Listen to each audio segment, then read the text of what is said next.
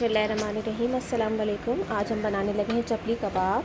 तो उसके लिए जो हमें चीज़ें चाहिए, कीमा है मेरे पास आधा किलो से ज़्यादा होगा। ठीक है, पहले से मैंने इसकी चीज़ें कट करके रख ली। मसालों में आप देख लें, अनारदाना, साबुत धनिया, गरम मसाला, 2 चम्मच बेसन लिया है, नमक अपने हिसाब से लीजिएगा, ज़ीरे को हल्का सा भून के और कुटी हुई लाल मिर्च।